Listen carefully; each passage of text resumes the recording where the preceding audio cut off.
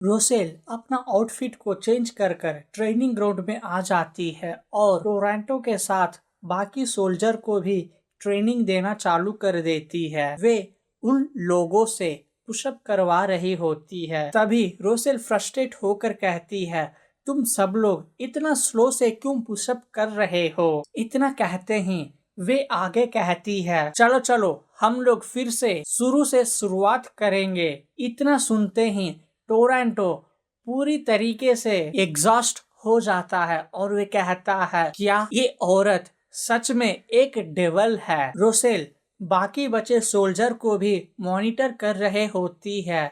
वे लोग ग्राउंड के चक्कर काट रहे होते हैं। उन्हें देखकर वे सोचती है, मेरे गोल को अचीव करने के लिए अभी भी एक लंबा सफर तय करना होगा। और फिर वे खुद से कहती है, टोरंटो को उस फाइट में हराना मेरे लिए फायदेमंद साबित हुआ है। अगर उस फाइट में वे मुझे कमजोर नहीं समझता तो शायद मैं उस फाइट को हार जाती। और तो मुझे समझ में नहीं आ रहा है डार्विस मुझ में इतना इंटरेस्ट क्यों दिखा रहा है। और वे कहती है, नोवेल में तो ऐसा कहीं भी मेंशन नहीं किया है डार्विस को रोसेल के ऊपर किसी तरह का इंटरेस्ट शो करते हुए। मेरा पर्सनालिटी बदलने के कारण तो नहीं, वो मुझ में इतना इंटरेस्ट दिखा रहा है। सीन वहाँ कट होता है और हम देखते हैं उसके अगले दिन रोसेल को पीछे से कोई कहता है, क्या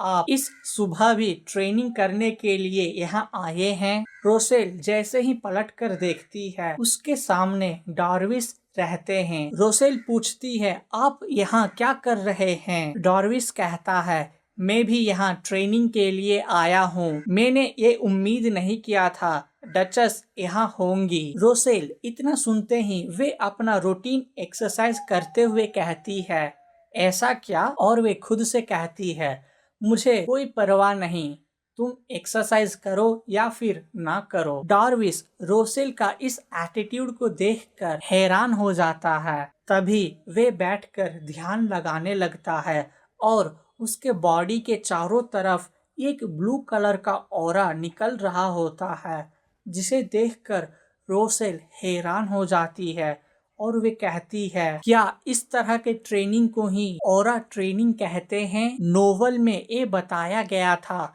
इस तरह का पावरफुल ट्रेनिंग केवल स्वॉर्ड मास्टर करते हैं। इसे अपने आंखों से देखना कितना मजेदार है। और वे क्राउन प्रिंस से कहती है, योर हाइनेस, क्या आप मुझे बता सकते हैं ये आप कैसे कर रहे हैं? क्राउन प्रिंस कहते हैं, क्या तुम क्यूरियस हो इसे जानने के लिए? इतना कहते हैं डार्विस रोसेल को बताते हैं, ऑरा का रंग एक्चुअली पर्सन के ऊपर डिपेंड करता है, आखिर वे किस तरह इसे देखना चाहता है। और वे अपना हाथ को आगे बढ़ाते हैं। रोसेल उसे देखकर कहती है, क्या मैं इसे छू सकती हूँ? क्राउन प्रिंस कहते हैं, अगर तुम इसे छुओगी तो भी तुम्हें कुछ भी एहसास नहीं होगा। रोसेल इसे नजरअंदाज करते हुए उस ऑरा को छूने की कोशिश करती है और वे कहती है, मैंने तो सोचा था अगर मैं इसे छूऊंगी तो फिर एक गरम रहेगा, लेकिन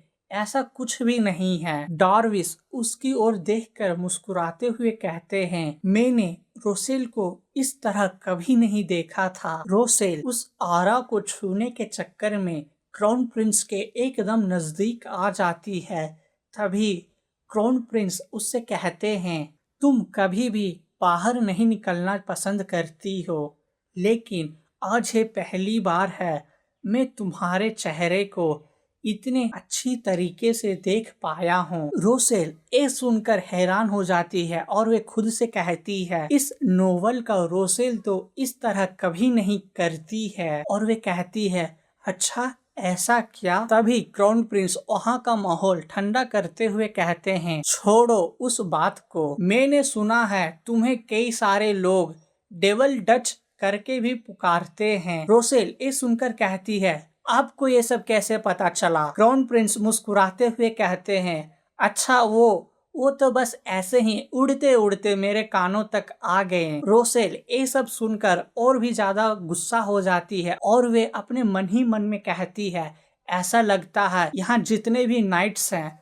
वो सब लोग बहुत ही फन कर रहे हैं। मुझे इस ट्रेनिंग का इंटेंसिटी को डबल कर देना चाहिए। रोसेल क्राउन प्रिंस से कहती है, मुझे इससे कोई फर्क नहीं पड़ता। और वे उन्हें समझाते हुए कहती है, कभी कभी अपना डेविल साइड को भी दिखाना चाहिए। क्राउन प्रिंस रोसेल की ओर देखते हुए कहते हैं, आपकी आंखें इतना खूबसूरत है। इन आंखों को भी देखकर कोई कैसे कह सकता है आप एक डेविल हैं। असली का शैतान में इस तरह के खूबसूरती भरे आंखों नहीं रहते हैं। खैर, अगर आप मुझसे मिलना चाहते हैं या फिर मेरे साथ आना चाहते हैं तो आप मुझे बता दीजिएगा। रोसेल अपने मन में कहती है, तुम्हें कभी कभी देख लेना ही काफी है। क्राउन प्रिंस इतना कहकर वे वहाँ से जाने लगते हैं और वे कहते हैं, तो ठीक है, अब मैं चलता हूँ, तुम अपना वर्कआउट कंटिन्यू करो। इतना कहकर वे वहाँ से जाने लगते हैं। रोसेल का दिमाग में केवल एक ही बात घूम रही होती है और वे कहती है, नोवेल में तो डार्विस रोसेल की ओर इस तरह कभी नहीं देखा था, लेकिन अभी सडनली उसे क्या हो गया जिसके कारण उसे मुझ में इतना इंटरेस्ट होने लगा है। मुझे ध्यान से काम लेना होगा। सीन कट होता है और हम देखते हैं डार्विस और सोनिया को। सोनिया रोसेल का नाम चिल्लाते हुए गार्डन की ओर जाती है। रोसेल जो कि टी पार्टी के लिए सारा अरेंजमेंट कंप्लीट कर चुकी होती है, वे कहती है, इस ओर आओ। सोनिया रोसेल से पूछती है, तुम इस बार भी टी पार्टी में ज्वाइन नहीं करोगी है ना? रोसेल कहती है, नहीं, ऐसा नहीं है, मैं इस बार तुम्हें ज्वाइन करूंगी। इतने में वे सोच रही थी, नोवेल में ये लिखा था, बेला और मार्कस विंडविल एक दूसरे के काफी करीब थे और वे दोनों मिलकर सीक्रेटली एक कॉन्ट्रैक्ट भी साइन किए थे और ट्रेडिशनल वार के लिए भी प्लानिंग कर रहे थे। चलो देखते हैं इस बार क्या होता है।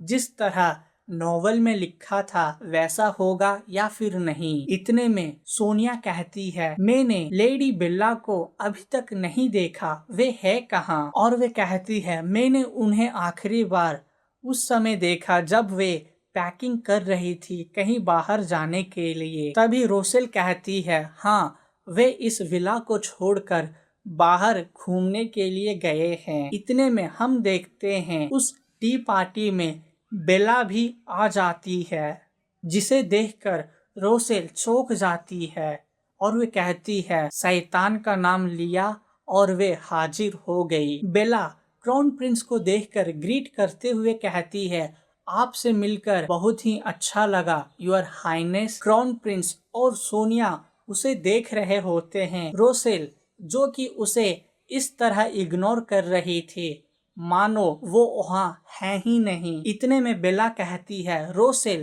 तुमने क्यों नहीं मुझसे कहा क्राउन प्रिंस यहाँ आने वाले हैं? क्या तुम सच में मुझे नीचा दिखाने की कोशिश कर रही हो? सोनिया रोसेल की ओर से बात करते हुए कहती है, नहीं, ऐसा नहीं है। इतने में रोसेल कहती है, मैं तुम्हें क्यों बताऊं? बेला नोटंकी करते हुए कहती है, तुम ये क्या कह रही हो? ऑफ कोर्स तुम्हें तो मुझे बताना ही चाहिए क्योंकि मैं इस जेड हट फैमिली का ग्रैंड डच हूँ। रोसेल ये सब सुनकर गुस्सा हो जाती है और वे खड़ा होते हुए कहती है, और मैं इस जेड हट फैमिली का करेंट डच हूँ। बेला कहती है, तो क्या? रोसेल उसे घूरते हुए कहती है, इसका मतलब ये है आप मेरा ऑर्डर्स फॉलो करेंगे। इतने में रोसेल डोलान को देखकर कहती है, प्लीज तुम बेला को इसके कमरे में लेकर जाओ। डोलान भी कहता है, मिस बेला